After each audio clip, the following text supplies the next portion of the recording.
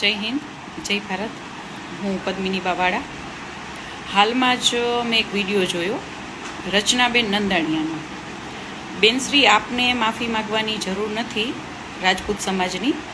માફી તો રીવાબેને માગવી જોઈએ રાજપૂત સમાજની, કે જ્યારે આટલું મોટું આંદોલન, અસ્મિતા આંદોલન હતું ત્યારે બેન ક્ષત્રિય સમાજમાં ક્યાંય દેખાણા નથી. એટલે માફી એમને માગવાની હોય, આપને ન માગવાની હોય. અને મને માન છે કોળી સમાજ, કે જે પરસોત્તમભાઈ સોલંકી, જે પોતે પણ બીજેપી પાર્ટીમાં હતા અને પોતાના સમાજ સાથે ઊભા હતા. સાચો સામાજિક અને સાચું રાજકીય વ્યક્તિ એને કહેવાય. રાજકીય હોવું પણ ખોટું નથી, પણ સમાજ પહેલાં હોવો જોઈએ.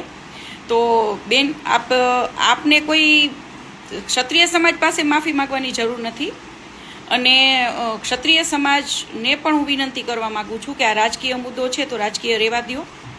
આમાં રાજકારણમાં તો આવું બધું ચાલ્યા રાખે. એટલે અમુક 2-3 જણા હોય એને બેન આપણે જવાબ નહીં દેવાના. અને એક નામ મારે બોલવું નથી, એક નામ આમાં બોલ્યા છો. એ અસ્મિતા આંદોલન ફૂલ વેગથી ચાલતું હતું ત્યારે એ ભાઈ એમાં હતા, પછી બીજેપીમાં વયા ગયા. એટલે આવા ડબલ ઢોલકી હોય ને એનું કોઈ અસ્તિત્વ નથી. એટલે એવાનો જવાબ દેવો નહીં. જય માતાજી.